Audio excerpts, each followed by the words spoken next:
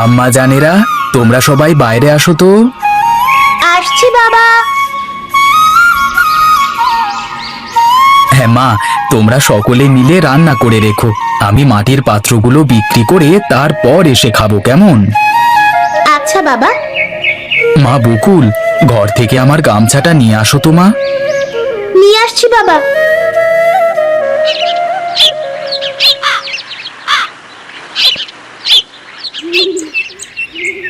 তাহলে আমি যাই এখন, কেমন? অনেক বেলা হয়ে গিয়েছে, পরে গেলে আবার বিক্রি করতে পারবো না। ঠিক আছে, তুমি এখন আর দেরি না করে বেরিয়ে পড়ো।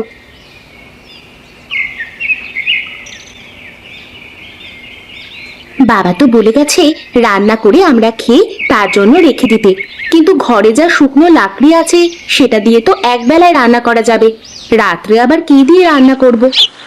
তাহলে দুজনেই শুকনো লাকড়ি নিয়ে আসতে বনে গেলে এবং 3 জন রান্না করলেই তো হয়। ঠিক বলেছিস।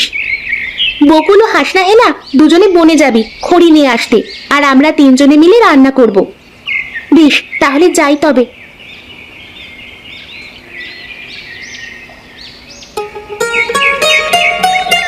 হাঁড়ি পাতিল নিয়ে যান, মাটির হাঁড়ি পাতিল নিয়ে যান, নিয়ে যান।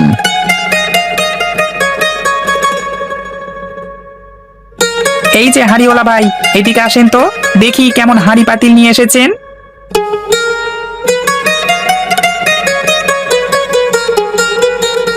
কি লাগবে আপনার? আপনার কাছে মাটির কলস আছে? আগের কলসটা ভেঙে গিয়েছে আমার। আছে, দেখেন তো এটা পছন্দ হয় কিনা। এটা ছাড়া অন্য কোনো রকম কলস নেই? এইটা দেখেন তো।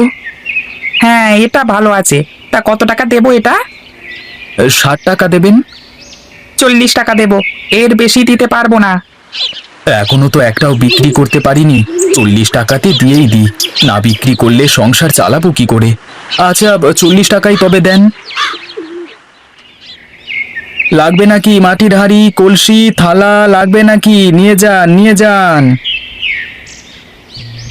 বনের মধ্যে তো প্রবেশ করলাম, এখন তাড়াতাড়ি চল, আবার বাড়িতে ফিরতে দেরি হয়ে যাবে।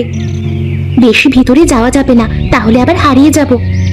তাহলে চল এক কোনায় গিয়ে লাকড়ি কুড়াই। তাই চল। এইদিকে দেখ, এখানে একটা শুকনো কাঠ গাছ দেখা যাচ্ছে, চল এই গাছ থেকে ডাল নিয়ে বাড়িতে চলে যাই।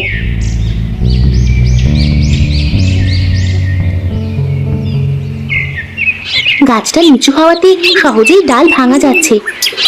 এক জায়গায় সব ডাল জড়ো করতে হবে, তারপর আশেপাশে আরো পড়ে থাকা ডালপালা কুড়িয়ে দুজনে দুটো আঁটি বেঁধে ফেলবো।